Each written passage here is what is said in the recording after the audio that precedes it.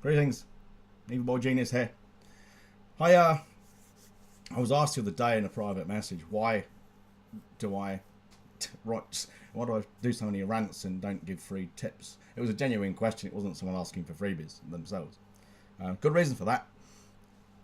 I don't give free tips, not because I'm afraid people will do stuff themselves. On the contrary, they won't. I'll come to that in a minute.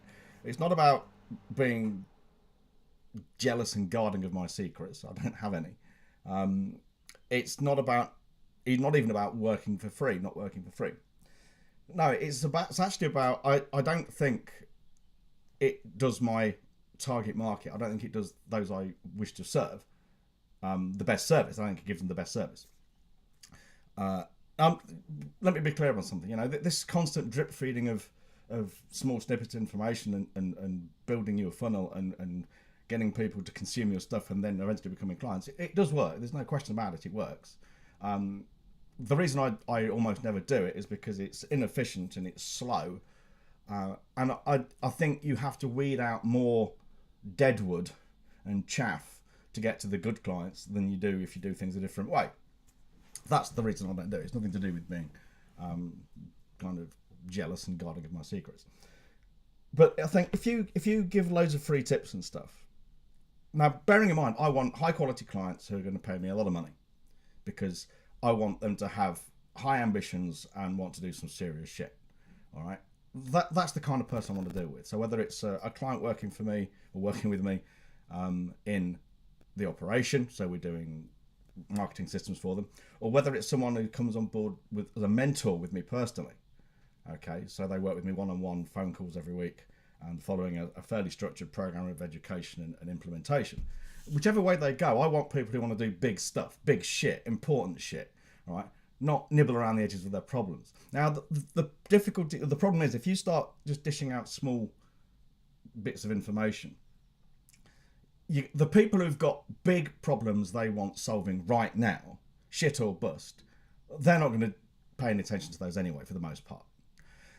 And those who could be led into doing big, important shit or bust, the chances are they'll see these little snippets of information and they might get excited by them.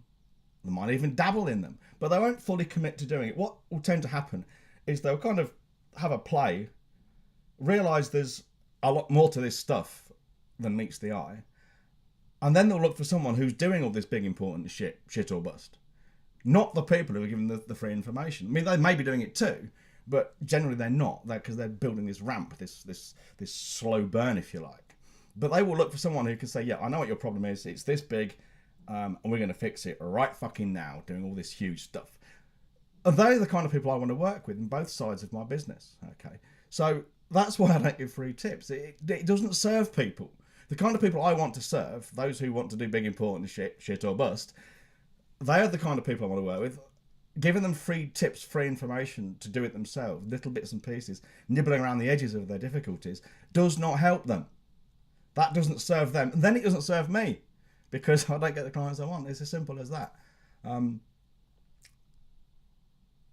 Another thing is, and this is probably just a personal thing. I'm not sure there's any objective truth in this. It's just a personal thing.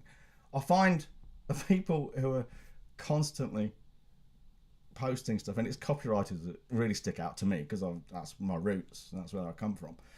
People who are constantly posting, things like 5 different ways to write a headline, 13 different ways to discover your inner ice cream, that kind of thing. I don't actually know if anyone's interested in that kind of stuff, and if they are, they're not my kind of people. But the whole thing just looks a bit pathetic and needy, I'm not what kind of person sits here on LinkedIn and reads that kind of post and then goes away and does something with it. I really don't.